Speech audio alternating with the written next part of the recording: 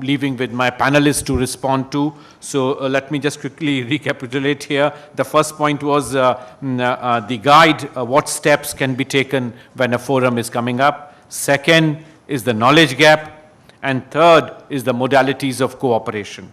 Fourth is the nature of network. Do we go for open-ended network, or as I said, we go for a small nucleus so that coordination is easier and we start the work, and as and when various areas come up for our studies, we keep on expanding and bring in more actors for a comprehensive effort for bridging the knowledge gap that is there. Fifth is in terms of the institutional framework itself of the forum, what kind of institutional framework we should have. And last is in terms of what kind of activities we can undertake. So with these words, I would stop, and we have, as I said, some of the leading intellectuals of South Asia here on this panel. So I would start with Dada of all of us, Debopriya Bhattacharya. The distinguished fellow of CPD, and a powerful southern voice, powerful in all its manifestations. So Debuda, you have the floor. A voice which can only work with an orchestra, huh? So, colleagues, Sachin, thank you very much. I was remembering Winston Churchill. I'm paraphrasing a bit, that he once said that it takes courage to get up and speak, but it takes more courage to sit and listen. So those who have really survived these 3 days and still sitting and listening, I want to give a big hand to them first. It's really great.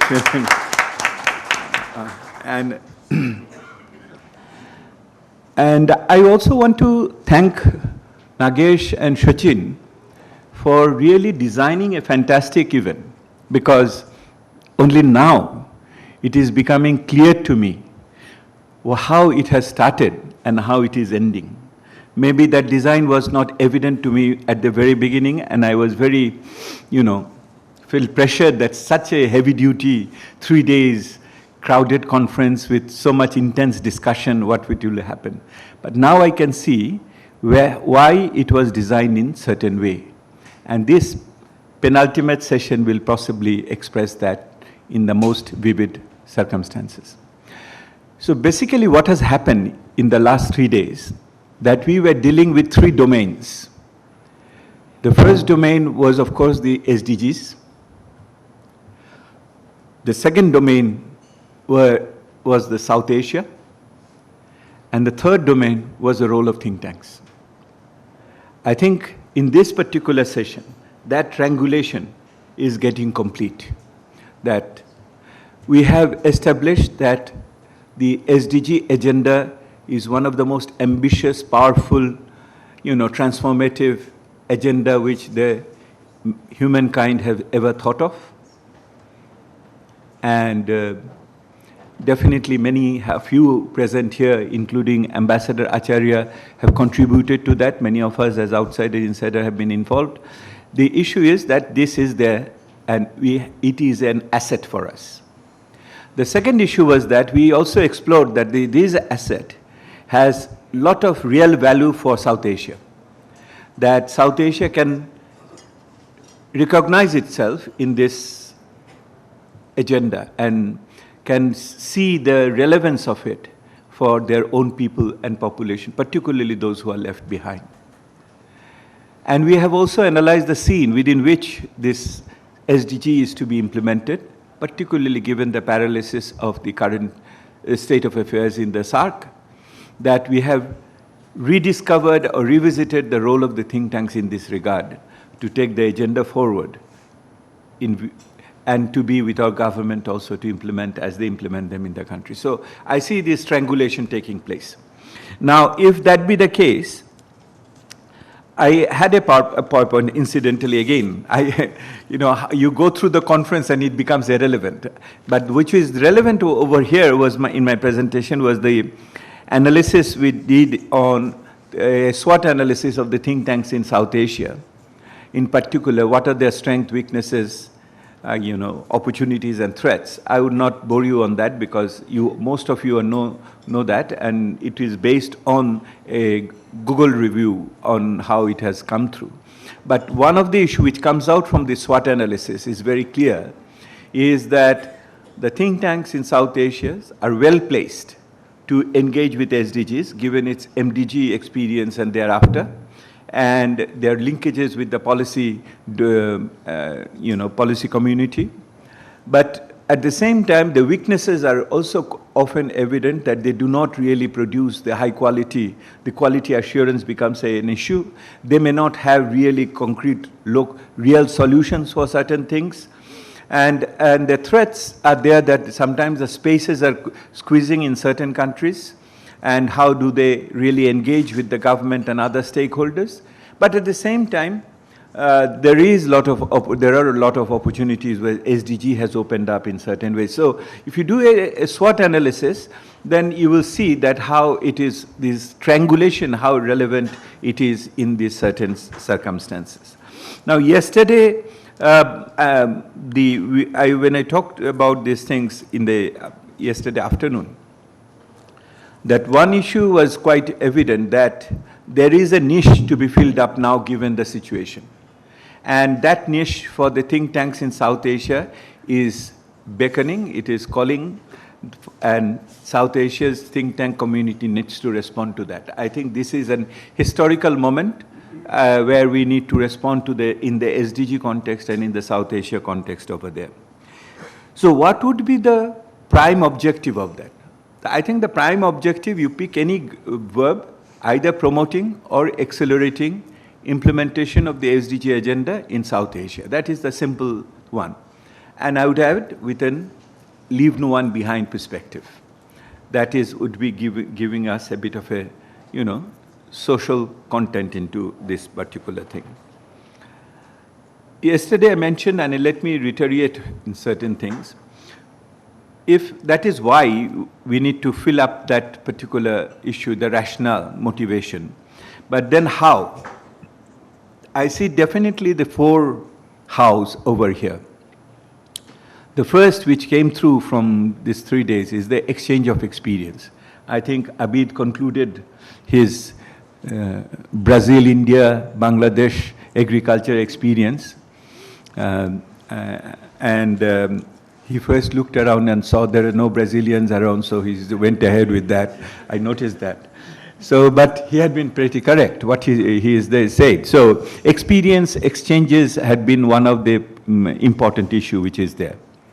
I think the second one is, of course, data access.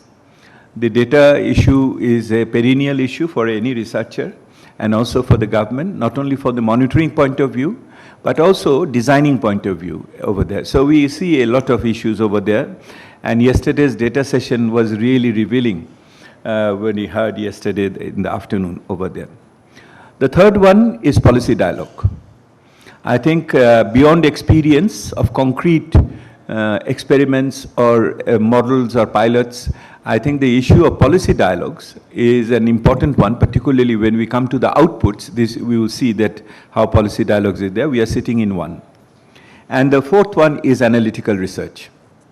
Analytical research to shed new lights on the new challenges which comes through while implementing the SDGs in the country.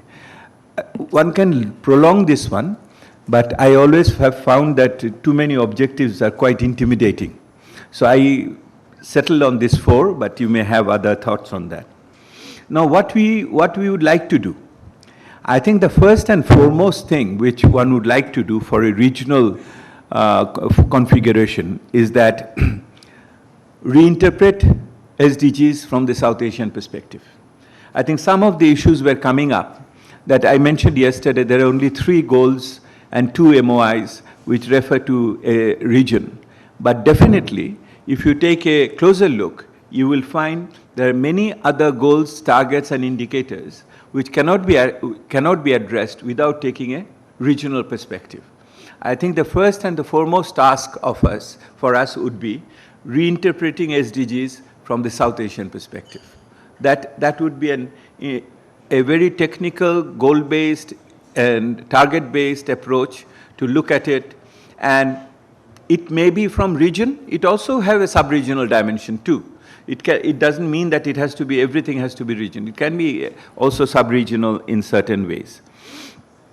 The second one which will go on for us is that the data mapping and use of non-official data within an integrity framework in certain ways. So data mapping, how the countries are really overcoming the data gaps and how the experiences over there is definitely demands special focus as we move on that. And definitely it is a certain category of the researchers which can do that. The third one is, of course, can we really identify a set of South Asian priorities? It is about the South Asian priorities. You know, the SAARC Secretariat 4 years back was given the task of contextualizing, and it is not yet there, and they couldn't really meet. So whether we can fulfill that deficit at this moment, and as and when SAARC expert group meeting starts functioning, they can also build on that if necessary. So it's not substituting. So taking forward the regional priorities. I think there is another interesting work to be done is that how the leave no one behind approach is being operationalized in respective countries. That what exactly they mean in India, the left behind people. Or what it is, are they the same people in Bangladesh? Are they the same people in Nepal? We have done in Bangladesh an interesting study, in fact supported by UNDP, that who are not to be left behind. So it is an interesting experience for us to explore who are being left behind in different countries as we move. And the final point is that is to keep, which ESCAP partly does, but I think we can do also add some value to that, looking at the regional trends in implementing SDGs. Regional trends, whether any structural breaks or any special, coming into operation, what are the experience on that, that can be also very much looked into. Let me come to the concluding part, is that when do we do that? I think this occasion, this meeting in Delhi has come in a very opportune time, because this is the month of October, early. So we are moving towards the summit in 2019. If we can really bring out an output before that, in whatever area it may be, reinterpreting SDG from regional perspective itself will be a new contribution. Africans have trying to do that, but they couldn't come out because of various diversities issues. ECLAC also tries that. But I think we can target the upcoming high-level summit in HLPF in 2019 and get these CIST things out of it. Now to conclude, how do you proceed? In the literature, if you see the forms of think tanks cooperation, this was in my PowerPoint, that there are three forms which we talk about. One is a network, another is a cooperation, and the third one is a partnership. The difference between network and cooperation is that cooperation is more organized than networks. Networks is more looser and more horizontally done. Partnerships is even more structured form of cooperation. I think it's always good to start with a network, and as you build trust and activity and etc., and then you move from network to cooperation to partnership. So I will see that one unfolding in the years as it comes. Resources and other things, that structure we need to go back from here with something concrete as we see. So the concrete thing is that possibly the initiative currently taken by Nagesh, and given as I was mentioning yesterday, the absence of intergovernmental organization can be partly filled up with the convening power of UNESCAP and particularly the Delhi office.